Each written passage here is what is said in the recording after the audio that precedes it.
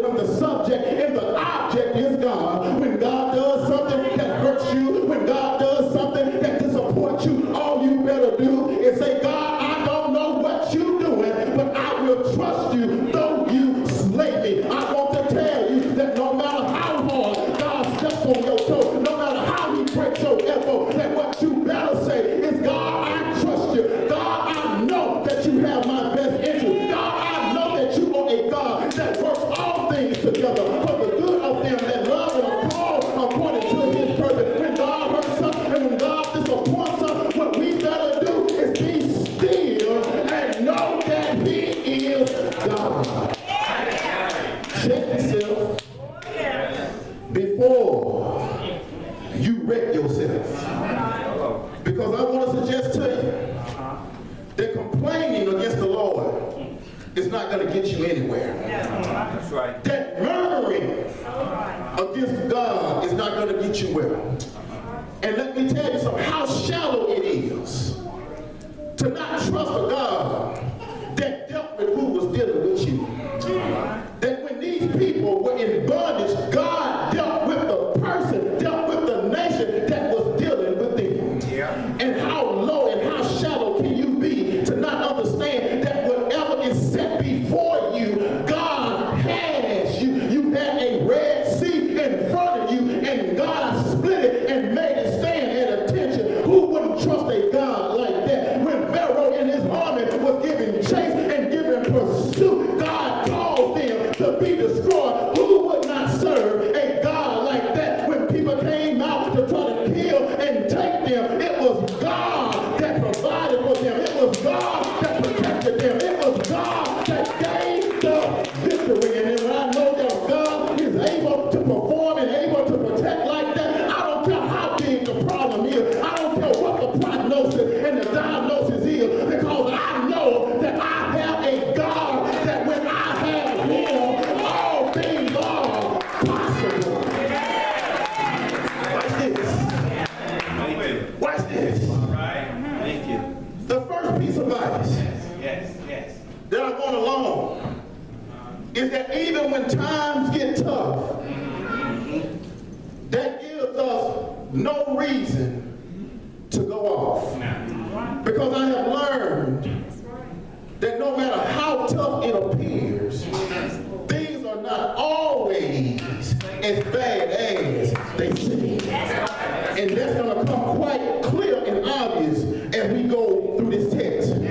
But more importantly, my brothers, as it relates to this text and the context of our life, a bad decision or a bad situation does not justify us pointing our finger at a benevolent God. I'm in verse 1. This is how we're going to get the context of it. The first thing that we're going to see is that God's people were done wrong. It says in verse 1 that the people were attacked by the Canaanites. And it was an unprovoked attack. And can we not stand when people pick on us? When they try to attack us for no good reason? And this is what is happening in this text. And I want to suggest to you that this was not the first time that something to this magnitude had happened, but yet and still God was in their midst, and therefore he was and they were protected. Watch this. We see in verse 1, it says, when the Canaanites, the king of Arad, who lived in Najib, heard that Israel was coming by the way of Abram, then he fought against Israel and took some of them captive.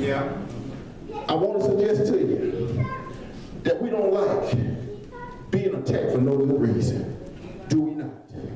But the reality of it is, and the truth about it is, that many times we cannot dictate what the day will bring.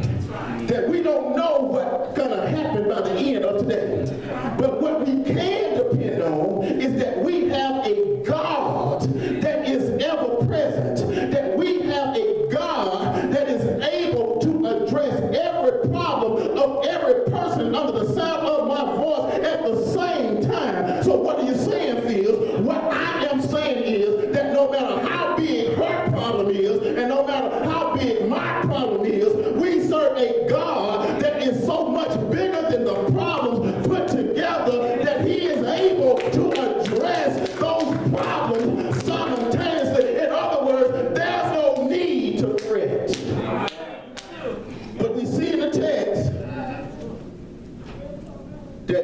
God's people were done wrong because they were attacked unprovoked.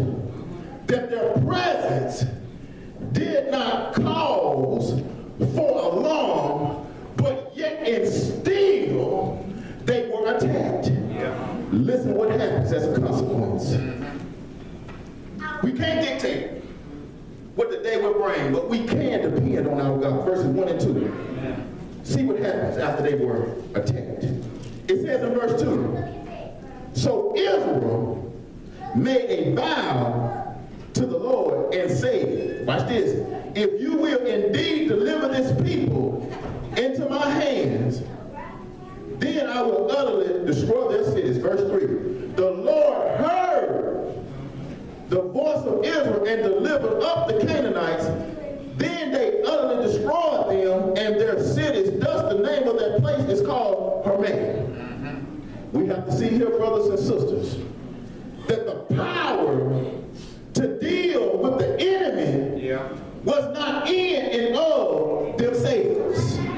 And so it is with us, brothers and sisters, that the power to deal with our enemies is not and of ourselves, that we have to go to the presence of the Lord and ask him to fight on our behalf. And the word of God tells us that God heard the voice of the people, and God's people wreaked havoc on the Canaanites. We see that God is able to protect. We see that God is able to provide. And it seems to me, brothers and sisters, that regardless of the fact of what they now have been through, because when we consider, watch this, Numbers 20, we will learn that they had suffered some loss. We learned that Miriam had died. We learn in that same book that Aaron, he dies. We learn that they go up against a hostile group of people, the Edomites. And so now they're feeling some type of way, and they want to exact some revenge. I want to suggest to you, brothers and sisters, that when you've been picked out and picked on, sometimes you don't do things in God's name. You do it to make yourself feel better. Watch this. They went through a whole lot in verse 20, chapter 20. Read chapter 20 when you get home. They have gone through a whole lot. And as soon as they came out of something, they were back in something. And they prayed to God to give them strength to deal with their enemies. Now I understand that you lost a great mother in the church. I understand that you lost a great pillar in the church in the personality of Aaron, the first high priest. I understand that you have been done wrong by a group of people unprovoked. But yet God gives you victory and you still want a bad mouth here. I'm in verse 4. Here God is making a way. Yeah. Even though there's some difficult days, even though there are some dilemmas, yet still God is making a way, and we have the nerve to... Watch this. Watch this. Watch this. Verse 4 says, then they set out from Mount Hor by the way of the Red Sea to go around the land of Eden, which was the land that the people would not allow them to pass through in the previous verse of Numbers chapter 20. And the people became impatient. Yeah. Have you ever been there? When you have your favorite travel route and a car accident happens, and it causes you to have to go a different way that is out of the way. Yeah. I think all of us have been there at some point, at some time in our life, where we were trying to go one way, but life predicaments and life situations predicated and dictated us going another way. My daddy always told me, Derrick, it doesn't matter how fast you get there, just as long as you get there. That's right. And this is a story or a lesson that the people of God should have learned, because now God has given them victory, and now they are discouraged instead of being refreshed, being revitalized in the Lord. Here they are complaining because they got to go a different direction. Never taking into consideration that maybe God is trying to show you something. That we have to get to a point where we are not so short-sighted and short-minded and short-fused and shallow spiritually that we cannot see what God is doing, because he won't let us take the road less traveled. Or he won't let us take the most popular route. But that, no, maybe he wants to do something different with you. Maybe he wants to do something different in you. And in order for him to accomplish that, maybe he has to take you through some different valleys, some different rivers, some different mountains, some different valleys, some different hills. In order to get us to where he wants us to get out of us what he has for us. Yeah. Check yourself before you wreck yourself. I asked earlier, what is it going to take for us to trust God? What is it going to take for us to be thankful for God? Because I want to suggest to you that in this book, God was ever with them. He was a pillar of cloud by day, and he was a pillar of fire by night. He was always with his people. What is it going to take for us to trust in God?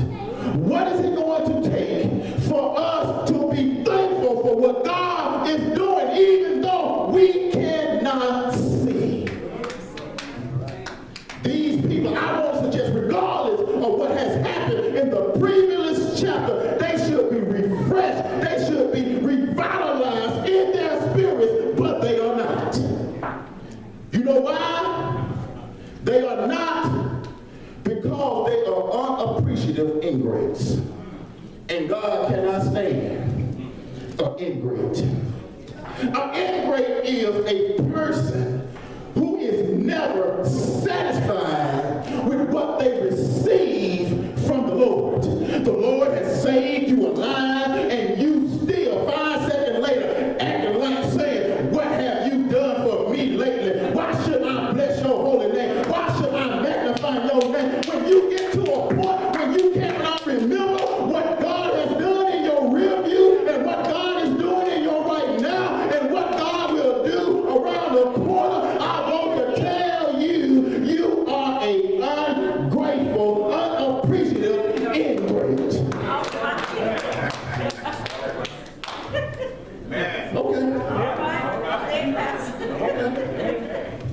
Okay. Watch this. I'm going to show you what I'm talking about. God has given them the victory. He's allowed them to recover what was taken from them, because verse 1 said that the people had took some captives. And then he gave them power to destroy them utterly, so that they would never have to look over their backs ever again. And here they are.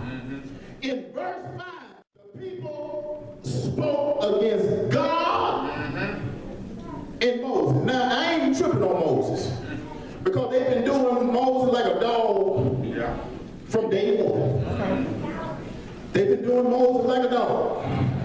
I mean, just read the book. Just read the book.